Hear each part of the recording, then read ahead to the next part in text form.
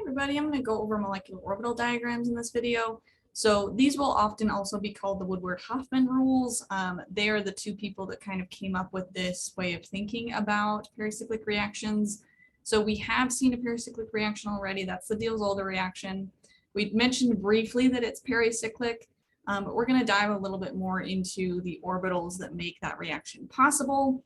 And to do that, we kind of need to go over a couple of definitions that you may or may not have heard before, but we're going to dive into them a little bit. So you're going to hear HOMO and LUMO a lot, okay? So these are pretty much the things that make these reactions possible. So the HOMO is the highest occupied molecular orbital. So highest occupied molecular orbital, HOMO. So that's going to be where are we putting electrons in the highest energy level possible, okay? And then the LUMO is going to be the lowest unoccupied molecular orbital, okay? So that's going to be the orbital right above the HOMO in all cases, right? Sometimes you won't have a LUMO, and we'll see some situations like that. But most of the time, it's just going to be the orbital right above the HOMO. Okay, so the ground state, that's when the molecules are at their lowest energy state. That's how they are under thermal conditions, okay? So you don't have any excited electrons. They're all just in the lowest energy state possible. And that's when you're just using heat. So an example of a ground state reaction is the Diels-Alder reaction. We're adding heat. Everything's happening in that ground state position using those ground state orbitals, okay? The excited state, that particularly happens under photochemical conditions. So the key here is we're going to be looking for light for the excited state and heat for the ground state, okay? So only when when we are shining light on something and it is absorbing the energy from a photon, that's when we're going to start to see the excited state occur. But pretty much that's the only time that we're going to have it.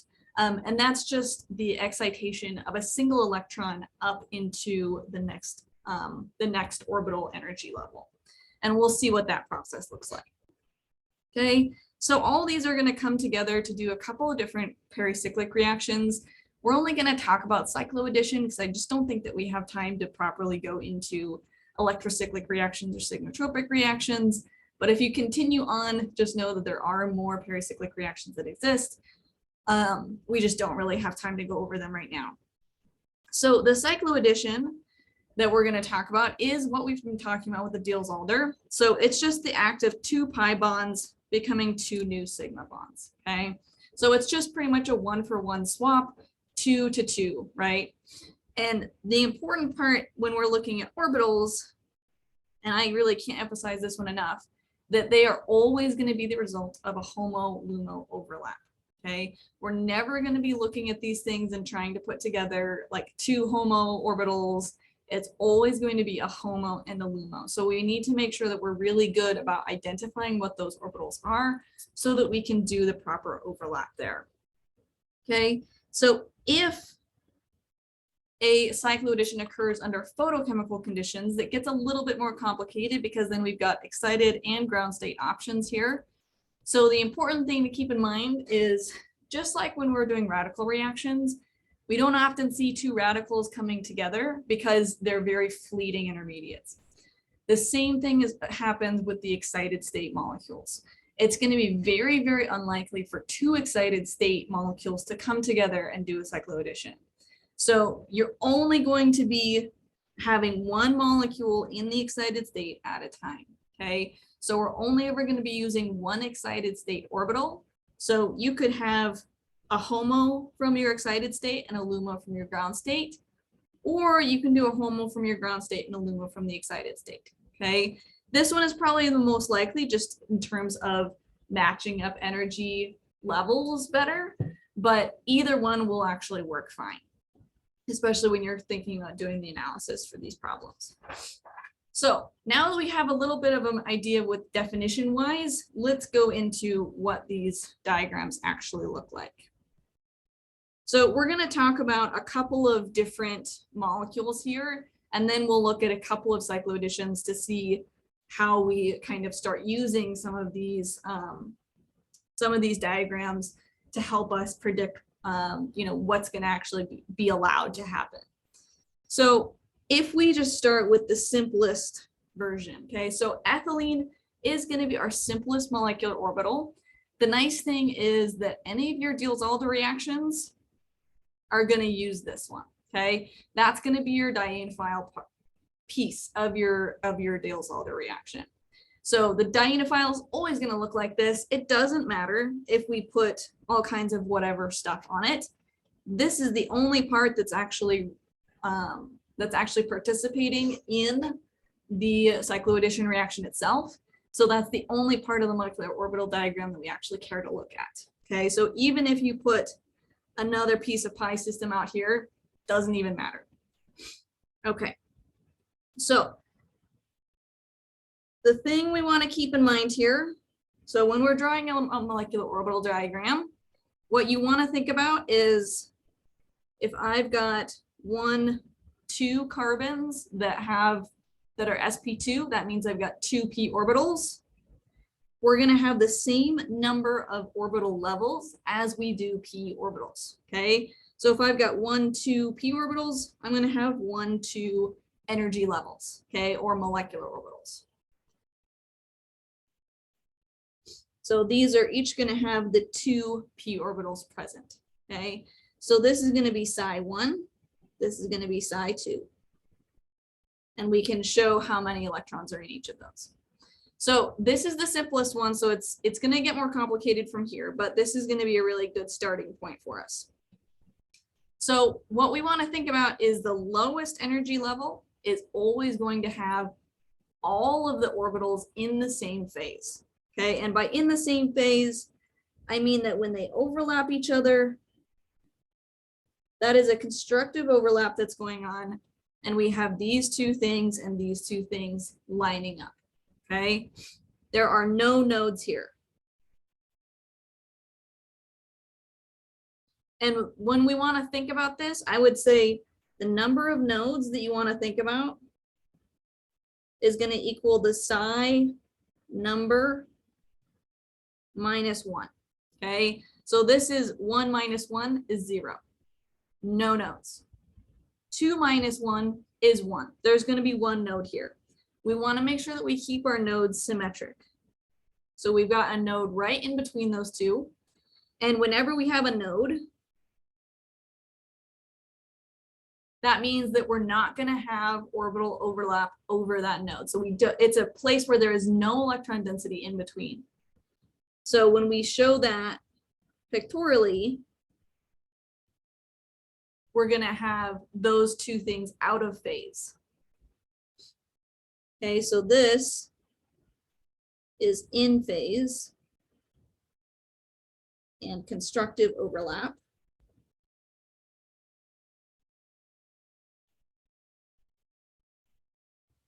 And these 2 are out of phase.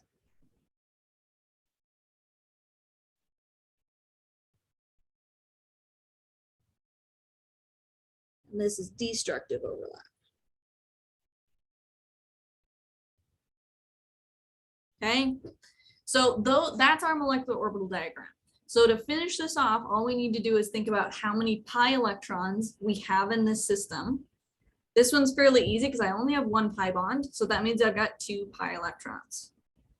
So I'm going to add my electrons, and remember we're going to use those same rules that we learned way back when in Gen Chem, and we're going to start at the bottom and we're going to add 2 at a time, okay, until we go up to the top.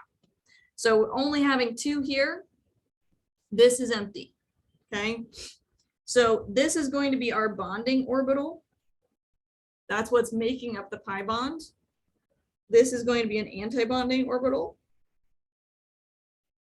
So if we add electrons to that, we are essentially breaking that pi bond, okay? So once we're here, my HOMO is going to be my highest occupied. So that's going to be the psi1. And the antibonding orbital is going to be my LUMO, the lowest unoccupied, okay? So what happens when we go to an excited state? So this is our ground state. So this is thermal conditions. So if we take this system and we shine light on it, we have the same, try to make this match up here. So we're actually going to have the exact same orbital diagram. So the same drawings are going to be in effect here. But what we're going to do is we're going to take one of these electrons, excite it up to the next orbital level. Okay, so we're just going to pop that electron up. So psi 1, psi 2. And this is under light, okay? And this is our excited state. And so what happens here is now psi 2 is our HOMO and we no longer have a LUMO, right? Because now the highest occupied molecular orbital is psi 2 and there's nothing above that. So I don't have a lowest unoccupied, okay? So let's look at another example. So this was 2 atoms that have pi systems going around. Let's look at another one. So this is ozone. So this is definitely a little bit of a different one because it's not even numbered. Even numbered ones tend to be a lot easier to do. But let's just show kind of the same ideas on this one. And I will annotate on this one less so it'll be a little bit more clear. Okay, so if we're thinking about this, sometimes it can help to draw out some resonance structures to determine how many atoms with p orbitals we have. These 2 oxygens clearly have a p orbital, but we cannot forget this resonance structure where this other oxygen can have a p orbital. Okay, so we have 3 p orbitals over 3 atoms. So that's going to be 3 molecular orbitals of 3 p orbitals each. Okay, because we want to keep in mind that the number of p orbitals equals the number of molecular orbitals. Okay, so I've got 1, 2, I need to add a third, 3, and each of those is going to have 3 p orbitals in it.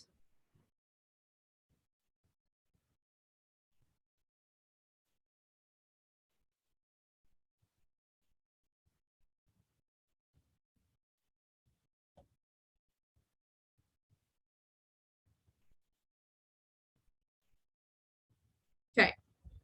Oops. All right, so I have my 3 molecular orbitals here. Get those lined up. Okay, my 3 molecular orbitals. Again, I've got psi 1, psi 2, psi 3. So you just start from the bottom, number up, and each of those is going to have a place to put electrons in it. Okay, so I always like to start at the bottom. They're all going to be in phase. So just shade either all the top or all the bottom. It doesn't matter which one. I always just tend to shade the bottom. It's just, once you get into a routine of things, you do it all the same way. Okay, so no nodes, right? The bottom one should never have any nodes in it. Psi 2, it should have 1 node. So we always want to think about symmetry with these. Always, always, always keep your nodes symmetric. So we can't put a node over here and still have it be symmetric. The only place to put it when it's an odd number of nodes is right in the middle. As soon as you have a node in the middle, that means that we cannot have an orbital there, okay? That means that over here, where I have my node, there is no p orbital there. So when I shade this, I'm going to do the same skipping across the node here, and I'm going to end up like that, okay? So when you have an odd number of nodes, if you've got an odd number of p orbitals, something's going to get deleted there in the middle. And then the one at the top, also pretty easy because there's just going to be a node in between every single one. So we're up to 2 nodes here. Okay, so that's my molecular orbital diagram. How many pi electrons do I have? I can pretty much think about that based on my resonance structure. I'm moving 2 arrows. So what I have going on here is I've got 4 electrons over 3 atoms in that pi system. Okay, so I've got 2 down here, and then I have to do 2 more inside 2. Okay, this one's a little bit trickier. So this is a bonding orbital. This one is actually a non-bonding orbital, which you can kind of tell because there is a node there. I can't really have anything crossing across from that. So, but it's not really anti-bonding orbital either. It's kind of indicating that, yeah, I've got a lone pair here that's not really bonding, but it's kind of flowing between these atoms. So that's kind of what the non-bonding one is like. It's definitely a little bit weirder. And then up here, we have the same anti-bonding situation. Okay, the non-bonding you'll generally only see in a situation where you've got an odd number of atoms around. Okay, so that's ozone. Oh, we need to do HOMO. Okay, so HOMO is actually going to be our non-bonding orbitals here, and anti-bonding is going to be our LUMO. So this is heat. If we excite this under light, okay, our lowest energy psi1 does not change, but we're going to excite one of the non-bonding electrons up into psi3.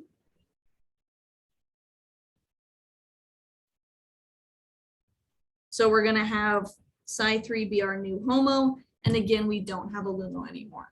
Okay, that's not always going to be the case, and we'll see that in the next one. Alrighty, so let's take a look at butadiene. Okay, this is our other partner in the Diels-Alder reaction, so this would be our diene portion. So again, we can do the same type of process here. So I've got 1, 2, 3, 4 atoms with p orbitals. So 4 p orbitals equals 4 MOs of 4 p orbitals.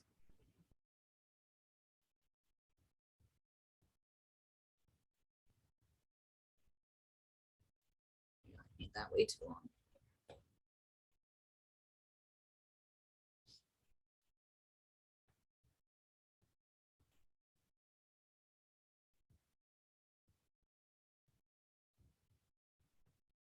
Okay, so I've got my 4 molecular orbitals here. Psi1, Psi2, Psi3, and Psi4.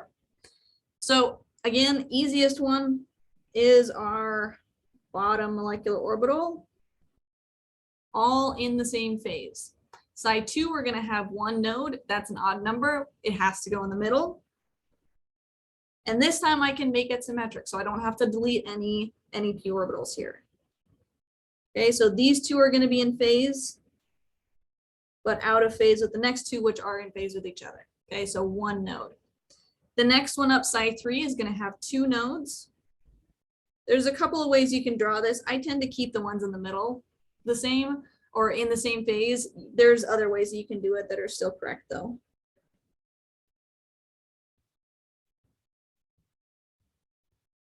Okay, so if we end up here, that's fine. You could also do, actually, can you? No, that's really it. There's more options when you go to like 6, but at 4, you have to do it this way. Okay, and then Psi4, we've got 3. So we're just going to be splitting each one of these.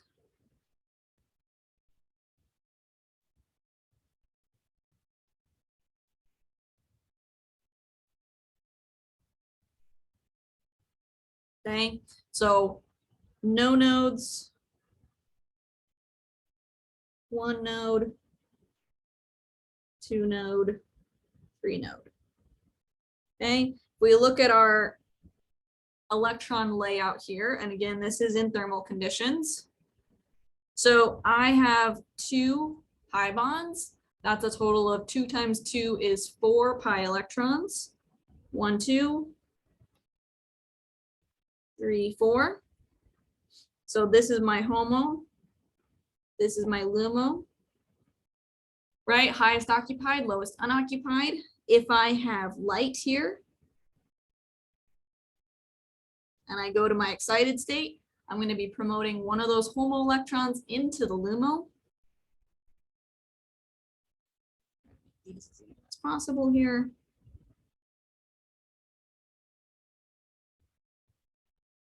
Okay, so now Psi3 is my new HOMO, and Psi4 is my new LUMO.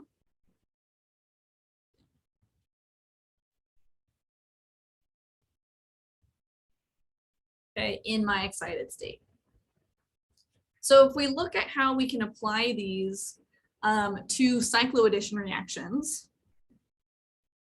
it's pretty interesting to see how these things combine to actually do the cycloaddition reaction. So if we look at the classic Diels-Alder, right? So we've got a diene and a dienophile, and you can have whatever you want on these two pieces. So what we're looking at here is we need it to be a HOMO plus a LUMO. Okay, I'm actually going to take this down. Okay, so the HOMO and the LUMO, I'm just going to copy this.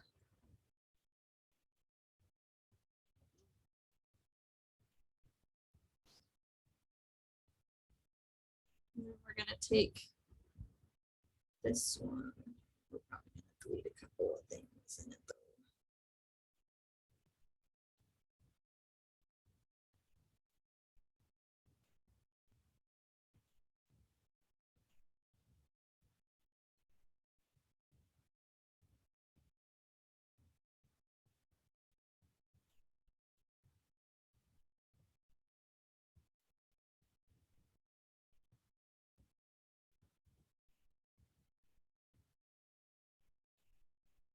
Okay, so I've got LUMO and HOMO. Okay, so in reality, you can pick whichever HOMO-LUMO combination you want. And a little bit of it will depend on what kind of substituents you have on your diene and your dienophile.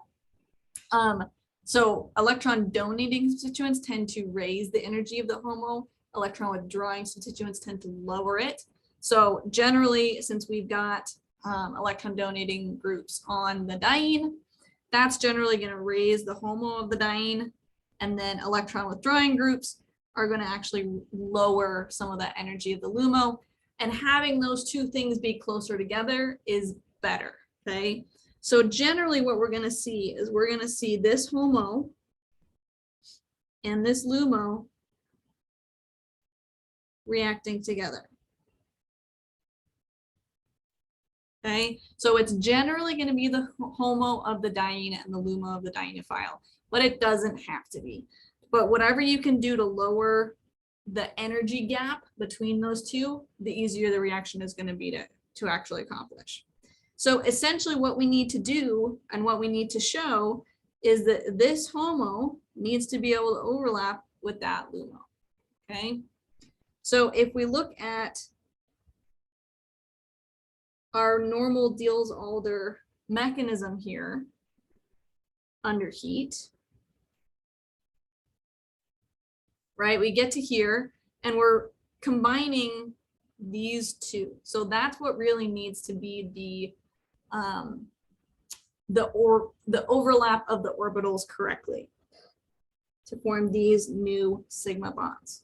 Okay, so essentially what we're looking at is, can I overlap my HOMO with my LUMO?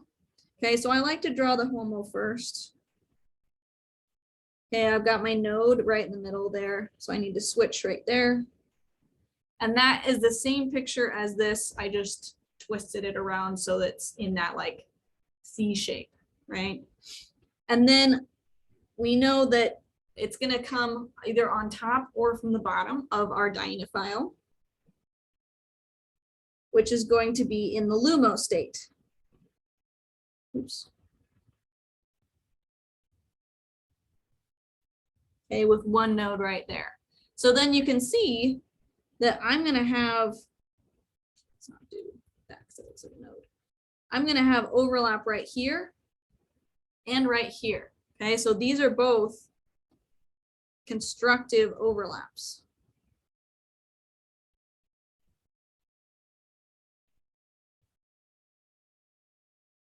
Okay, so this is possible in a thermal condition.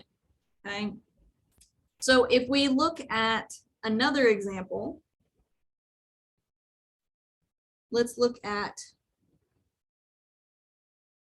this ethylene plus another ethylene, and let's start off looking at it in thermal conditions as well. Okay, so the whole point of this process is to really think about, like, is this actually allowed? Can we actually accomplish this using these reagents in these conditions? Okay, that's essentially what we're doing here. So if I want to do a LUMO and a HOMO here in thermal conditions, I'm looking at ground states. So that means I have to overlap this with this. So let's just check that out real quick.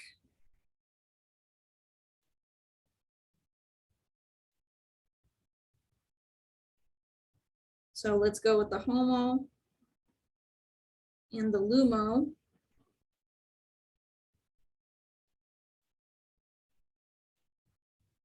So in this case, these are good, but then these ones are not. So those are going to be that's going to be a destructive overlap.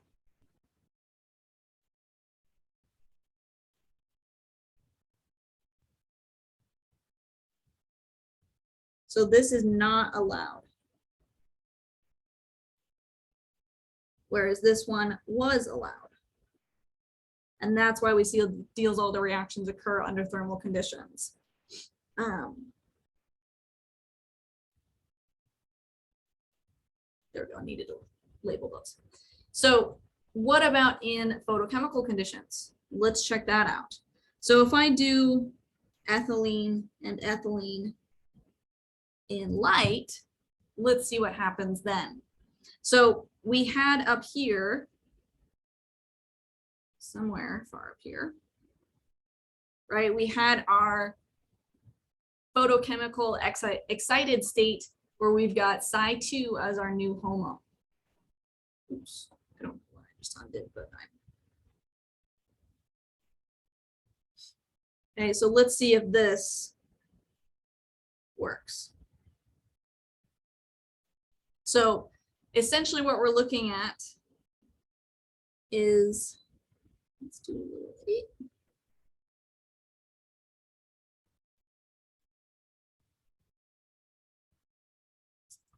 So we're essentially going to be looking at overlapping the HOMO. I need to try that better. The HOMO of the photochemical state with the LUMO of the thermal state. So we're going to be combining these two, which is essentially taking this picture and trying to overlap it on itself.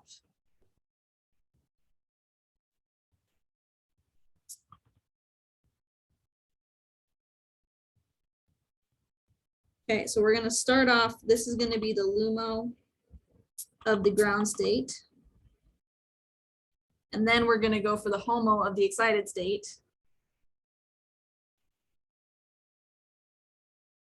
Which happens to be the same picture as the LUMO of the ground state. And now we have good overlap on both sides. So this reaction can occur, and it actually just forms a cyclobutane. Okay, so that's how we're going to be using these molecular orbital diagrams in terms of figuring out which cycloadditions are going to need to be performed in thermal conditions and which ones are going to be performed in photochemical conditions. Also, it's just helpful to be able to understand the orbitals, especially as you get into the higher classes. We need to be sufficient at identifying these orbital interactions here. So let me know if you have any questions. We will talk about this more on Tuesday, and have a good day. I will see you all later.